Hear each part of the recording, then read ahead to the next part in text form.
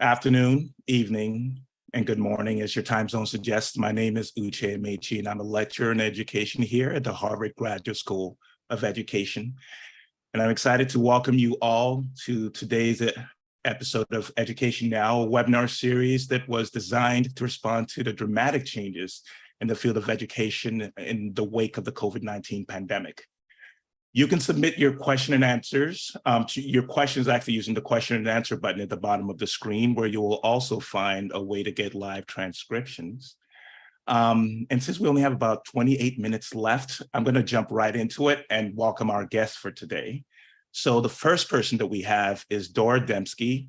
Dora is an assistant professor in education at the Stanford Graduate School of Education. Hi, Dora. And then we've got my colleague here at the Harvard Graduate School of Education, Houman Harouni, a lecturer on education. Hey, Houman. Hi, Uche. And last but definitely not least, we've got Laksh Jain, who is a high school senior at King Philip Regional High School, actually in our neighborhood in Wrentham, Massachusetts. So welcome, Dora, Houman, and Laksh. So let's get started. So Houman, do you mind if we start with you? Of course. Excellent. So new school year for K-12 for us. Can you give us a brief overview of what you've been hearing from educators about the potential impact of generative AI systems and other similar systems in education?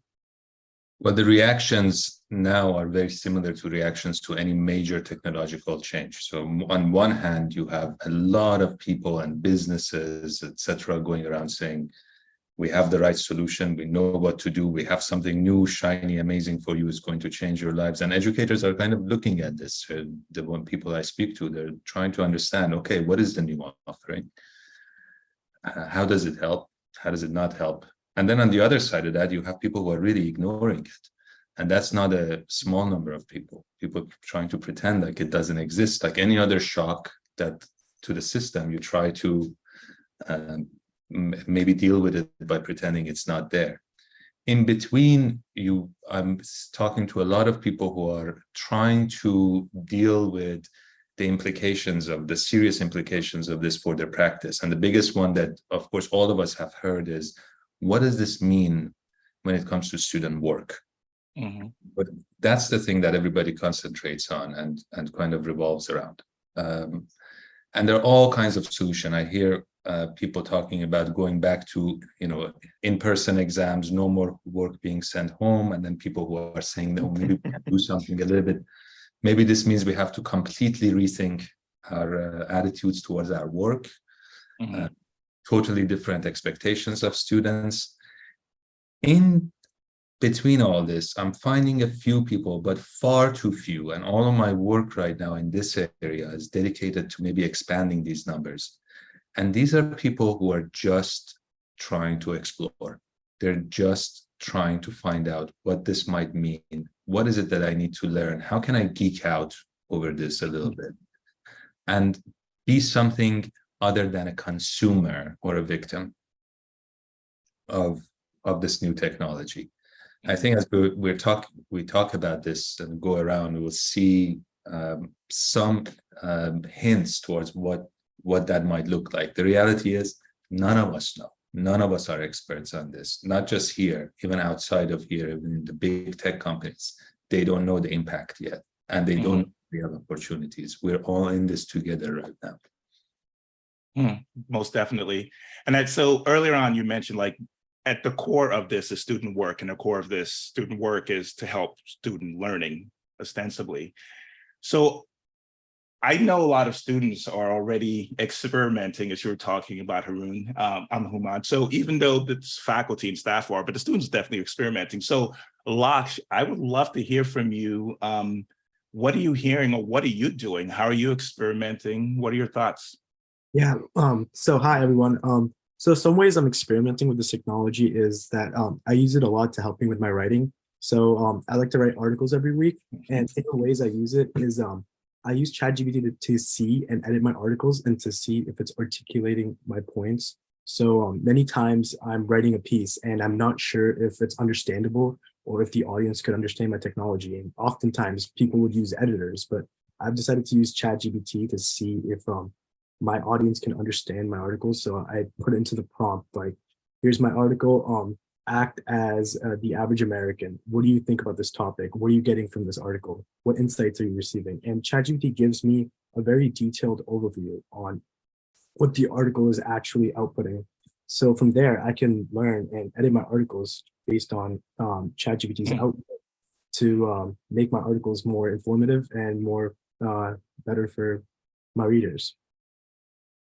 So there's a couple of thoughts. Like I was going back to Human's framing around student work. And then I think I didn't make, it wasn't a distinction necessarily, but I also talked about student learning. So now you're talking about having ChatGPT help you. And I'm wondering at what point is it your work? At what point is it AI assisted? And does that make a difference in your learning, which I guess is the ultimate goal? Yeah, it's kind of interesting. So, I mean, at the end of the day, ChatGPT is a tool, right? You have to put an input to get a good output. And the input, it's often referred to as prompt engineering, where you make a good input of a detailed prompt of exactly what you're inputting. And based on that, you're going to get a good output. So it's not really a fine line. I mean, you can tell ChatGPT, write a 200-word essay on some topic, and it'll do that. But that's going to be ChatGPT generated work. But if you make a really detailed input, you can output a really detailed essay that can be useful, where you can build up on that and publish it. So the effort and the learning actually goes into creating these prompts. So you're feeling like you are actually still maybe getting the same experience as if you were writing on your own, but perhaps you're using that effort to focus on the detail and then maybe the level of the prompts. Dora, I'm wondering from the teacher perspective, from the educator perspective, are you seeing any similar potential uses of kind of this having the humans and the machines working together in harmony? Yeah, thanks, Ujay. I really appreciate all these thoughts or reactions to the more sort of student-facing use of these tools. And as Human was saying, that's most of the discussion is like, plagiarism, student writing, student work. But my work is in a different area, and I'm trying to shift the focus to more teacher-facing uses for multiple reasons. One is that, as we all know, human teachers are pivotal to so many aspects of learning, like motivation, like role modeling, etc. That's not something that the AI could ever replace. Maybe Laksha will agree with me there. And then also, the technology is just not there yet. Yes, it can be used for many purposes. It can get you from zero to something, an initial draft, but it is not going to take you all the way. And that's why human teachers are really essential as the kind of people who should not, it's not that they should be in the loop. AI should be in the loop and teachers should be in charge of them. And that's my motto in this space. So I guess there are a few things that I hear from teachers very often. We conduct a lot of interviews and work with teachers in this space that they would really appreciate and are already using these tools for. One is lesson planning. The other one is adapting different tasks or exercises to different students based on their needs. That's something where there's a lot of area for improvement for these models. They're not super great at channeling, for example, perspectives of minority students or students who have particular learning disabilities. That's something where we are actively working to improve these models. And then the last area, which is a lot of my work, is future professional learning. So giving the teachers feedback on their discourse, on their teaching practices. And I see a lot of potential for these models in that space, because currently teachers receive somewhat infrequent feedback or coaching on their practices due to the resource intensity, of course, of such professional learning. And AI could both help with the frequency and the sort of kind of scalability of all these professional learning programs, but also provide a new perspective, a more private way to get feedback on your practice, for teachers not be really embarrassed to kind of practice their instruction and help them, for example, learn how to use more growth mindset, supportive language, or use less punitive management, classroom management, which we all know are really key points or kind of moves that are important and hard to learn just by doing it on the ground without getting training. So that's a lot of my work. Oh, that's definitely interesting. So that feedback piece, that last piece, I'd double click, zoom in. I'd love to hear a little bit more about how, maybe an example of how that works. I'm hearing that same interactivity in the way Laksh was talking about his back and forth with ChatGPT, maybe getting feedback and using it for prompts. Can you say a little bit more about what it looks like when the teachers are getting feedback, or what it is that they're giving the AI to get feedback on? Yeah, that's a great question. So this is a tool that I'm developing and hopefully close to finishing with some colleagues at Harvard and the University of Maryland, called Empowering Teachers. If you're interested, by the way, you can email me, and then I will add you to the wait list to the beta version. But what it does basically is it takes in audio recordings of classroom instruction from your in-person or virtual classroom, whatever kind of setting, and then it transcribes those recordings and runs it through different models that detect moments when teachers build on students' ideas, or moments when students are explaining mathematical concepts, or counted the number of mathematical terms that the students are using. Also analyze other things like teachers questioning, are they using more focusing or funneling questions, also overall talk time. So it basically calculates a bunch of different statistics and shows you examples in the form of a dashboard that's not really meant to evaluate or judge the teacher, but more just provide information that the teacher can draw their conclusions from. That sounds very interesting. And I'm wondering, so like you're giving us examples of how teachers, or some teachers maybe with guided support, are experimenting, to use something, a framing that Houman, you mentioned. And Laksh, you're talking about the same thing, but I'm wondering in practice, with both groups experimenting, and Houman, as you said, nobody knows for sure exactly what the potential is or what the ultimate outcome is. How are the groups working together? Like maybe Laksh first to you, but then Houman, I'd love to hear your thoughts. How are your teachers, or from your perception, how are they engaging with generative AI? Either how are they allowing you or welcoming you to use it in the classroom, or how do you see them using it the way that Dora's talking about? Most of my teachers, they haven't really experimented much or started using generative AI like ChatGPT, but I do believe that some of my teachers could use it, for example, to create problem sets or different versions of tests. So teachers have to create multiple versions of a test for each class, right? So they can use generative AI to create different versions of the same problem. And another way I think we could implement ChatGPT in the classroom would be with like argumentative essays. So we have students write like an essay arguing a certain point of view, and then we have ChatGPT kind of debate the essay and point out all the negatives or like all the points that are not correct or that can be argued against. And then the students work on that essay to make it better, to make it stronger. And I think that's a very good way to implement ChatGPT in the classroom. Have you seen any of your colleagues use ChatGPT maybe to cheat, or to use it in ways that maybe you don't think is actually contributing to their learning?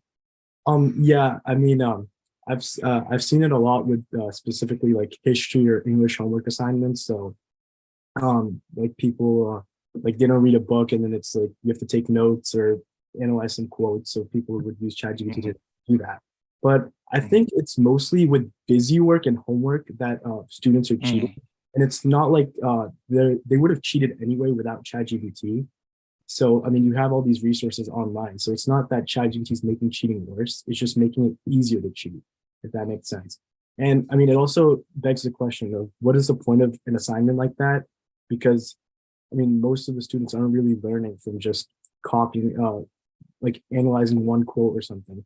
If you have like project-based assignments, or graded discussions where there's a lot more involved, I think students are a lot more engaged and they learn a lot more from that. Houman, I'd love to pull you back in now. So we've got questions of work. We've got questions of like learning validity, like what is valid work? So what are you hearing here, and either connecting to your personal work or just how are you making sense of this conversation so far?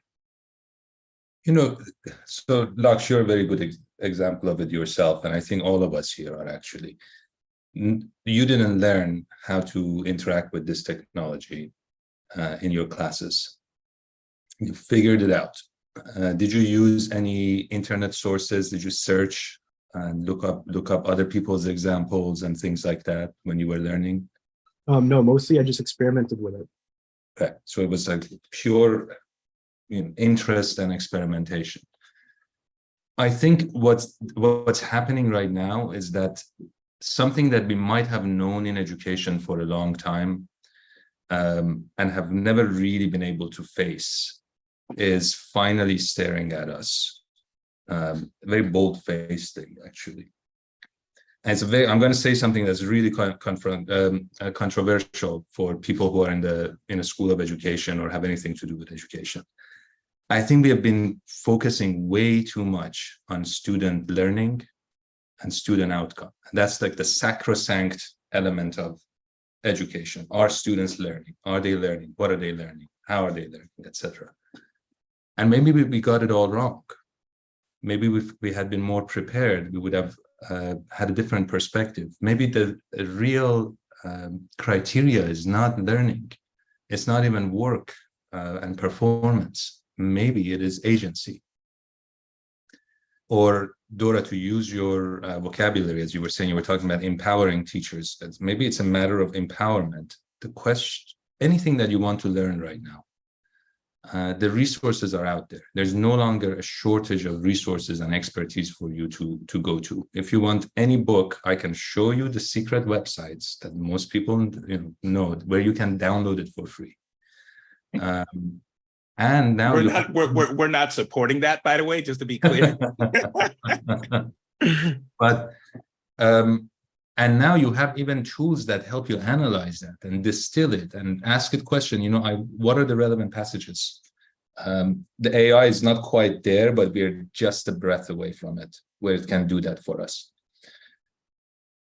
The real question is, how do we have students and, first of all, teachers who feel empowered and feel like they have agency in relationship to the world in general, and then in relationship to this technology. And you learn agency very often by understanding how you're being limited, by going to the edges of your ability. That's what experimenting is. I asked this question, it did this. How much further can I go? What else can I ask? What kind of question can I ask? How can I push it to do something that maybe at first it couldn't do? All the money that's going into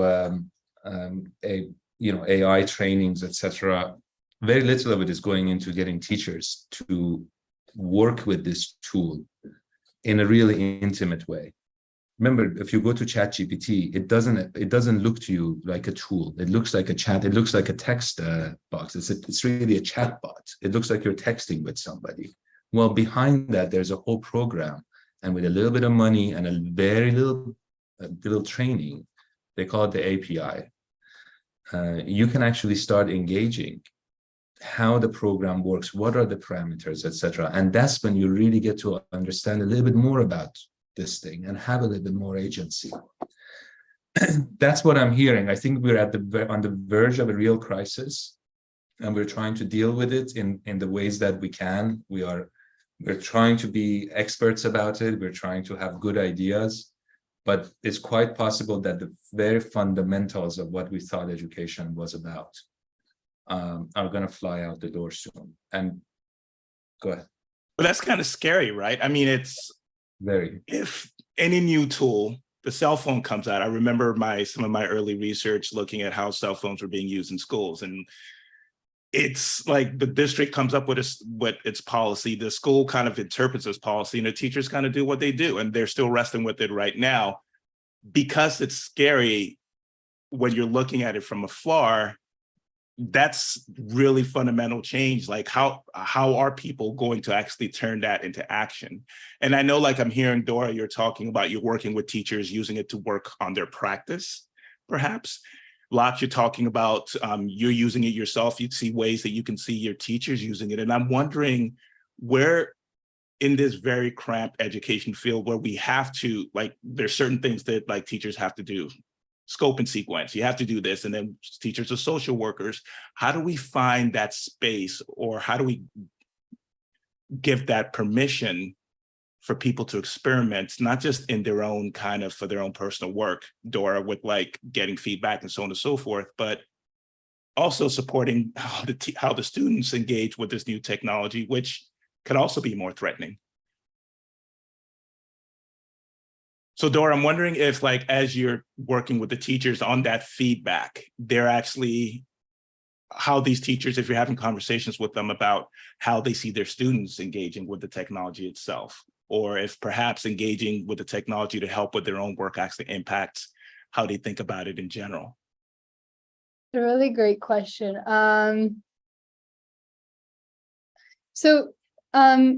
Sometimes I'm purposefully avoiding talking about, student work when I'm talking to teachers, precisely because then it gets into the rabbit hole of all these policy related questions about what does your school say about AI use in the classroom, and it opens a can of worms that I think is, as you said, just extremely complicated, and I don't have an answer. And I think that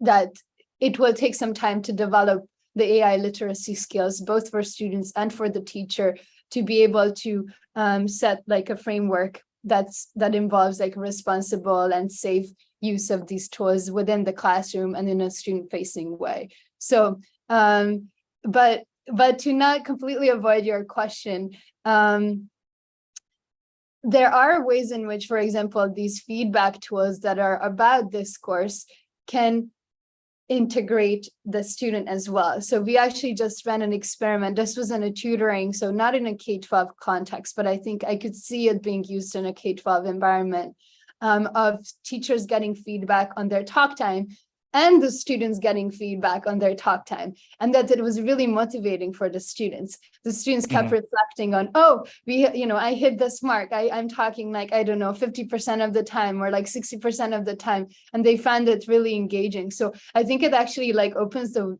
window in this space for new types of professional learning that are not just between the student, the teacher, and the coach, or whoever is giving them feedback, but involves the students in the process. And that's really fascinating. And I'm sure there are other examples related to, let's say, writing, where I have a colleague here, Sarah Levine, who studies how ChatGPT is used in writing, how maybe the teachers and the students can jointly interpret and work with the AI to criticize it, and also to kind of constructively build on whatever it outputs. So I'm really excited about these types of opportunities. Yes, there's just a lot of gray area. And there's a question that I kind of highlighted from the question from the Q&A that maybe I'll come back to. I think it asked this question, perhaps I would say a very good way, very combative tone, but I'll come back to it. You talked about essay writing, so I'm going to ask that question. It goes back to one of the first things we were talking about, which is what is work, what is useful work, how does it connect to learning? Is teaching essay writing, which is a major focus of high school English class, is that still relevant in the world of ChatGPT and other generative AI? I can infer some things from what all of you have said, but I'm curious as to what are your thoughts? Maybe let's start with Laksh. I saw your nodding, perhaps. I mean, definitely, because like I said, ChatGPT can't just write a good English essay. If you say write a 650-word essay on Into the Wild, it won't write a good essay. That essay might get like a 50 or 60%, right? It's all dependent on the prompt. And most of the students that can make ChatGPT write a good essay could write it themselves, maybe in the same amount of time, right? So I definitely think it should still be a major focus of the high school English classes, but at the same time, we should be emphasizing maybe project-based learning and also graded discussions to pair with essay writing to make sure that our students are just well-rounded and are able to apply their skills into the future. So yes, so I believe the way it was described in our last faculty meeting, instead of AI, it's IA. So like it's actually augmented learning. So that's what you're suggesting. Definitely can work, and it's still useful to teach high school English essay writing. However, the way that you describe it and the way, Dora, you're talking about it can be kind of scary for teachers who are used to teaching a certain way. So I'm going to go to a second question, which came up in the chat. What advice do you have for educators in overcoming their fear around AI to maybe welcome this flexible approach that Locke's is talking about? Human, go for it. One thing I would say is you have to not be ashamed of that fear. And that's a very difficult thing to say, because as you know, I was saying this thing like maybe learning itself is no longer the goal. Well, that has real implications for the role of the teacher. So right now we're talking about the essay. That's a pretty scary question, because what was an essay assigned? On one level, we say it was about student learning and student performance. Great, but a lot of it was really about students performing school, performing work for the teacher to get a grade, to go to the next level of schooling, to make it to the next level of social life, or whatever it is that it was. As nobody who writes, you know, I still continue to write even though ChatGPT is there, and I don't write because I'm given an assignment. I write because I want to. I write because there's something in my mind that I want to explore, or there's something that I'm trying to communicate. Just like right now, I don't need to give my answers right now to ChatGPT. We're talking, we're trying to find something out together. Now, switching to that kind of education, that's what's truly scary, and it was always scary. And now it's being forced on all of us. And the best thing that we can do, I think, as teachers is to go to students and say, you know, here's the technology. This is how much I understand it. This is the impact it's going to have on your work. What do you think? Where can we go with this? Something else that we've been trying in our own classrooms, and now we're, you know, getting teachers to do it. It started in the early days of ChatGPT. I use some cases to teach things, and my students discuss them. This is at the graduate level here. And I started giving the case to ChatGPT, getting the answers, and giving it back to my students. Here's what ChatGPT says about the case. And it turns out that it's a very good way of getting them to think outside of the box, whatever that box is that ChatGPT can embody and perform for us, and go to a place where AI still can't go. What that is something else, going to the personal, to the poetic, to the urgent. All of these things are still human, and they're not embodied in the AI. So far. It's going to come. So I know we're running out of time.